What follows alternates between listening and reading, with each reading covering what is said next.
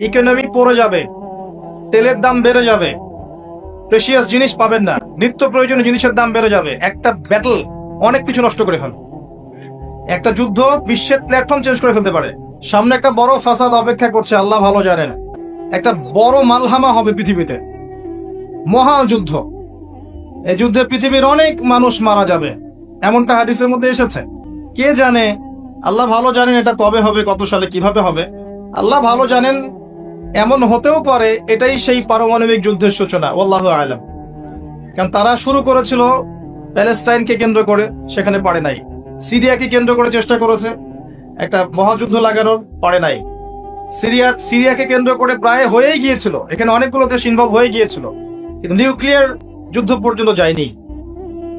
কিছু মানুষ চাচ্ছে, একটা সভ্যতা চাচ্ছে যে পৃথিবীতে একটা মহাযুদ্ধ ঘটুক, এর ফলে পৃথিবীর ম্যাক্সিমাম মানুষ যেন মারা যায়, পরাশক্তিগুলো দমন হয়ে যায়, সে নতুন করে রাইজ করবে, সে অপেক্ষায় বসে আছে। প্রথম বিশ্বযুদ্ধের পরে একটা কান্ট্রি বিশ্বের রুলিং স্টেট হয়েছে, দ্বিতীয় বিশ্বযুদ্ধের পর আরেকটা কান্ট্রি বিশ্বের রুলিং স্টেট হয়েছে। এখন অন্য কোন রাষ্ট্রকে যদি পৃথিবীর শাসন রাষ্ট্র হিসেবে আত্মপ্রকাশ করতে হয়, তাহলে বিশ্বে আরেকটা বড় যুদ্ধের দরকার আছে। জ্ঞানী মানুষ ইশারা বুঝবেন, তারা এই চেষ্টাই করছে। এভাবে বিশ্বের পরাশক্তিগুলোকে তারা লড়িয়ে দেওয়ার চেষ্টা করছে, এবং পিছন থেকে তারা দাবার গুন্ডি চালছে, তারা সামনে আসবে না। এগুলো তারা বুঝবে যাদের দু চোখ আছে, খিদর আলাইহিস সালামের মতো। তারা বুঝবে না, লাহুম কুলুবুন লা ইয়াফকাহুনা বিহা ওয়া লাহুম আযানুন লা ইয়াসমাউনা বিহা ওয়া লাহুম আ'য়ুনুন লা ইউবসিরুনা বিহা উলাইকা কাল আনআম বাল হুম আদাল। এই শ্রেণীর মানুষ এগুলো বুঝবে না।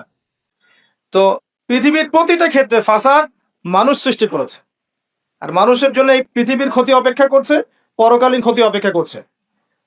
মানুষ বুঝতে পারছে না যে এর ফলে কি হতে পারে। মেডিসিন বন্ধ হয়ে যেতে পারে, পরিবেশের মধ্যে অক্সিজেনের লেভেল কমে যাবে, ফ্রেশ বাতাস পাবে না মানুষ, ফ্রেশ খাবার পাবে না, ইকোনমি পড়ে যাবে, তেলের দাম বেড়ে যাবে, প্রেশিয়াস জিনিস পাবেন না, নিত্য প্রয়োজনীয় জিনিসের দাম বেড়ে যাবে। একটা ব্যাটল অনেক কিছু নষ্ট করে ফেলে। একটা যুদ্ধ বিশ্বের প্ল্যাটফর্ম চেঞ্জ করে ফেলতে পারে। আর যদি সেটা কোনো নিউক্লিয়ার যুদ্ধ হয়, তাহলে তো কথাই নাই, যেখানে বোম একটা পড়বে, শেষ, ম্যাসাকার। আর এখনকার নিউক্লিয়ার ওয়েপন্স গুলো ওই জাপানের হিরোশিমা নাগাসাকির মতো নয়, এখনকার গুলো আরো অনেক শক্তিশালী। একটা বোমা একটা রাষ্ট্রকে উড়িয়ে দেওয়ার জন্য যথেষ্ট। মানুষ কঙ্কাল ছাই হয়ে যাবে, কিচ্ছু করতে পারবে না। আর যেসব রাষ্ট্রের এই ক্ষেপণাস্ত্র প্রতিরক্ষা ব্যবস্থা নাই, তাদের অবস্থা তো আরো অবস্থা খারাপ। কথা বুঝতে পারছে না? ক্ষেপণাস্ত্র প্রতিরক্ষা ব্যবস্থা থাকে, কেউ যদি মিসাইল ছোড়ে সেটাকে আকাশেই ধ্বংস করা যায়। সেই প্রতিরক্ষা ব্যবস্থা যাদের নাই, তাদের কি অবস্থা হবে চিন্তা করতে পারে। এই মালহামায় মুসলিমরাও জড়িয়ে যাবে, কারণ বিশ্ব এখন একটা, যেটা আমরা বলি যে গ্রামের মতো, ভিলেজ, একটা ওয়ার্ল্ড ভিলেজ, বিশ্ব একটা গ্রামের মতো হয়ে গেছে এখন। একদিকে ঢিল পড়লে আরেকদিকে এর প্রভাব পড়বে। তাই পুরো বিশ্ব একটা পরিবারের মতো হয়ে গেছে। একদিকে সমস্যা সৃষ্টি হলে সমস্ত বিষয়ের দিকে ইফেক্ট হবে, প্রত্যেকটা রাষ্ট্র ইফেক্টেড হবে। তো কেউই আমরা ক্ষতি থেকে মুক্ত নই, না দুনিয়ার ক্ষতি না পরকালে। আর পরকালের ক্ষতি তো আপনারা আমার চেয়ে ভালো জানেন। মানুষের জন্য অপেক্ষা করছে পরকালের সওয়াল জবাব, কবরের আযাব, মিজান, পুলসিরাত, জান্নাত, জাহান্নাম। ইন্নাল ইনসানা লাফি খুসর। তারপরেও মনে হয় আমাদের চালচলন দেখলে যে ক্ষতি আমাদেরকে স্পর্শ করবে না।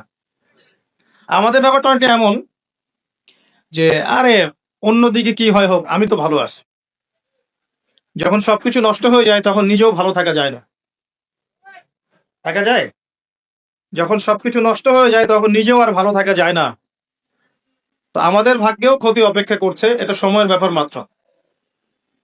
এখনো যদি আমরা সচেতন না হই, নিজেদের ফিউচারের চিন্তা না করি, নিজেদের আমল, আকীদা, পরিবার, রিজিক এগুলোকে না গুছিয়ে নেই, তাহলে সমস্যা আছে। আমরা কি সমস্যায় পড়তে চাই? আল্লাহ পাক আমাদের সবার আকীদাকে পরিশুদ্ধ করুন, আমিন। বেশি থেকে বেশি নেক আমল করার তৌফিক দান করুন, আমিন। আমাদের পরিবারগুলোকে আল্লাহ পাক জান্নাতি পরিবার রূপে কবুল করে নিন, আমিন। সবাইকে আল্লাহ পাক হালাল রিজিকের ব্যবস্থা করে দিন। দ্বীন ইসলামকে প্রতিষ্ঠা করার তৌফিক আল্লাহ পাক আমাদেরকে দান করুন।